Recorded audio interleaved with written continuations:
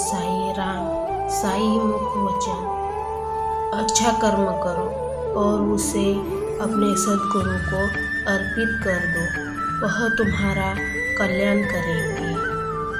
साचा हो श्री ब्रह्मा का आत्मद्रव्य कहलाए, ढकल कर जो मूर्त बने वह साई कहलाए। प्रेम तथा भक्ति पूर्वक अर्पित किया गया फूल और पान भी उसके द्वारा सहर्ष स्वीकार कर लिया जाता था, परंतु अगर वह अहंकार सहित भेंट की जाती थी तो वे तुरंत अस्वीकार कर देते थे।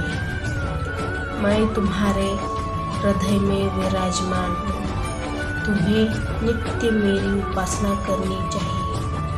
सभी जीवित प्राणियों के हृदय में केवल मैं ही व्याप्त हूँ।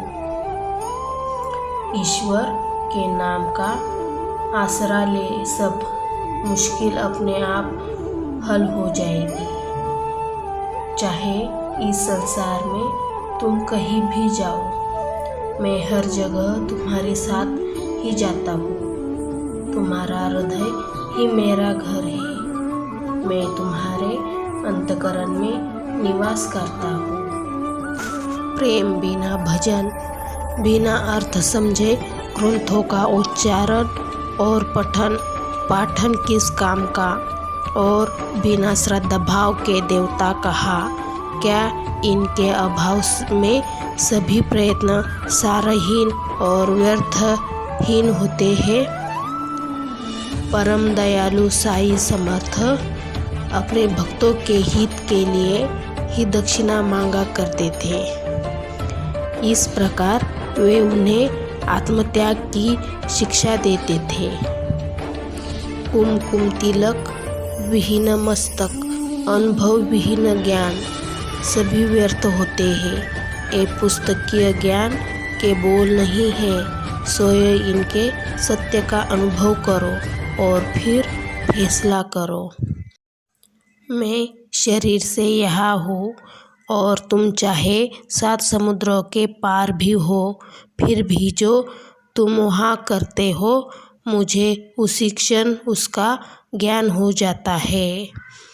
तुम सब चाहे कहीं भी हो, जैसी भक्ति तुम्हारी होगी उसी भाव से मैं दिन रात तुम्हारी रक्षा करूँगा। साई महाराज ज्ञान का भंडार है।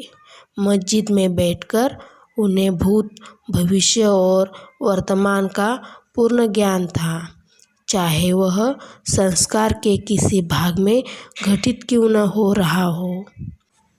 जान लो कि काम, क्रोध और लोभ नरक को जाने के 3 द्वार हैं, जो आत्मविनाश की ओर अग्रसर करते हैं।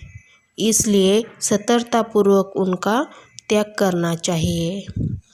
काम, क्रोध और लोभ आत्म उन्नति के लिए अनुभव है।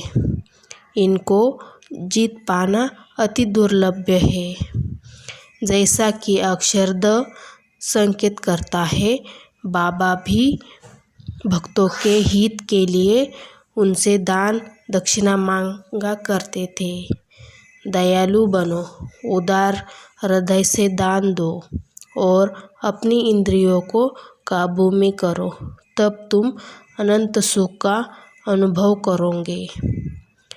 भक्त चाहे स्वार्थी, जैसे सांसारिक विषयों की इच्छा हो, या परमार्थी, जिसे आध्यात्मिकता की इच्छा हो, उसे अपनी इच्छा पूर्ति और अपने हित के लिए गुरु को दक्षिणा देनी चाहिए।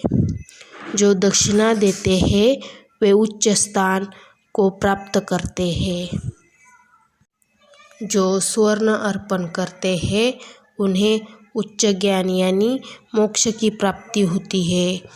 इसी प्रकार स्वर्ण और दक्षिणा देने से धन की प्राप्ति होती है। धन संचय का उद्देश्य यह होना चाहिए कि उसका व्यय दान, धर्म आदि के भले कार्यों में हो, लेकिन इसकी बजाय उसके लिए तुच्छ शारीरिक अथवा इंद्रियों के आनंद से संबंधित सुखों के लिए खर्च किया जाता है।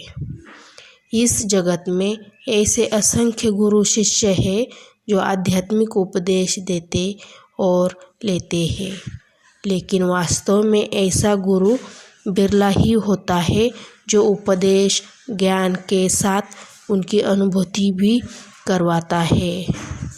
महान साधु संत ऐसे होते हैं कि जिनकी वाणी से ईश्वर स्वयं बोलते हैं, उनके लिए कुछ भी अज्ञानता नहीं है। ओम साई राम। वीडियो अच्छा लगा तो लाइक और सब्सक्राइब ज़रूर करना।